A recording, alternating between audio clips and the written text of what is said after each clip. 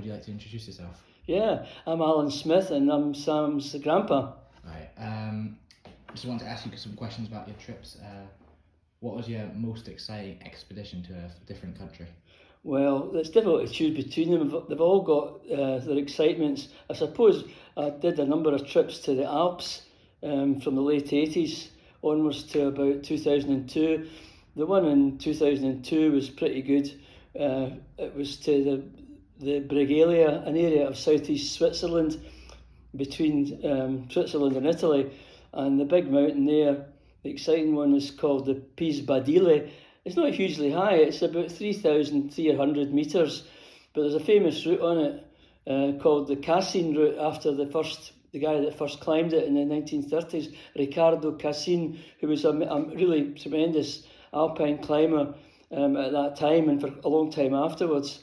It was at the time included in the collection of extreme rock, but it's become a good day out for competent climbers, and it's on a big face on this mountain, the northeast face. It's all rock, unless the conditions are bad when you might get snow or ice on it, but it's meant as a rock climb, and it's about 800 metres long on the route itself, so 20 pitches or a bit more.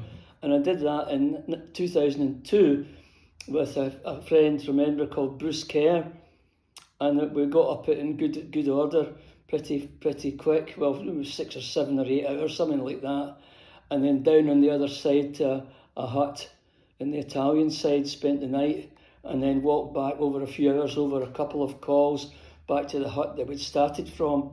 You're not starting from the valley, you're starting from a hut of 1,000 metres or so above the main valley. What was your reason for doing that? Well, since during the 90s, my climbing improved a lot due to training under the influence of my eldest son Malcolm, and it meant that more harder climbs became possible for me, and I'd done quite a lot of the Scottish olden days hard climbs from the late 50s and early 60s, things like HVS, E1, E2, occasionally E3s, and I felt that by that time I could raise my sights a bit and do a hard route in the Alps. I'd done a number of easier routes, still quite fun and exciting, but that was possibly technically and about the biggest and hardest of them, and I felt that the progress in my climbing had reached a stage where I could hope to do that. How did you get into climbing? Like, when did you start? Yeah, well, not as a student. A lot of folks start then, but when I was at university, I was a skier, a piste skier, and enjoyed that. But it was a few years later when I was, working as a teacher, and I'd accepted a lot of adult responsibilities. I had a job, I'd got married, and we had our first child, and then I decided I needed to climb, and we used to drive through Glencoe on our way to this holiday cottage that we had in Mull, and seeing all these Glencoe mountains, which is still one of my favourite areas. I used to think, it'd be great to get up there. So, that was kind of set me off, started me wanting to scramble and climb. And, I only did it occasionally around that time, but as time went on, I gained a bit of competence, and it was one or two sort of friends that were the same boat as myself, and got going after that. All at a fairly modest level. I suppose I climbed up to about very severe, maybe not more than that, until I started training with Malcolm on his wall, or under his influence anyway, not actually with him.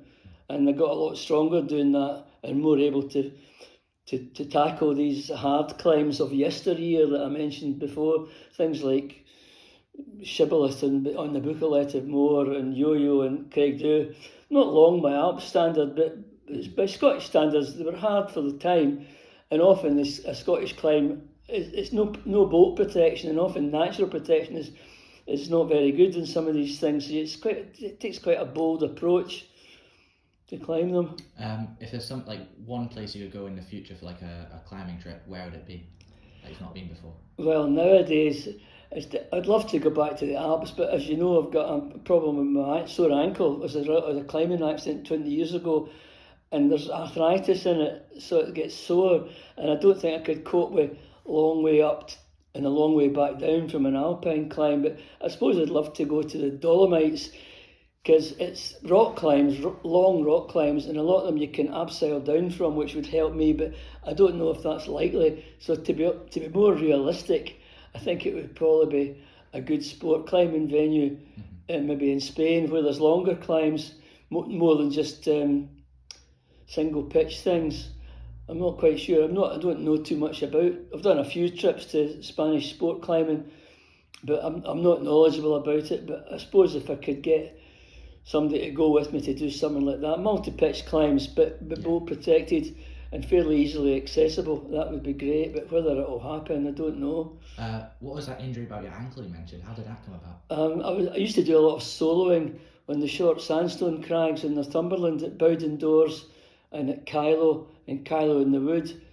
And one time in 2003, I was on my own down there, and I was on a route, and I was braced out kind of sideways on a fluting with my feet on a couple of rather sandy holds, and my foot slipped on the sandiness, and obviously that was the tension between my feet and my hands was broken, so I fell down and nearly fell on my back, but I managed to jerk myself upright and fell maybe not that far, maybe about 4 meters, but I crashed down onto an embedded block, and it just smashed my ankle, and it took a long time to heal and eventually get fused and so on.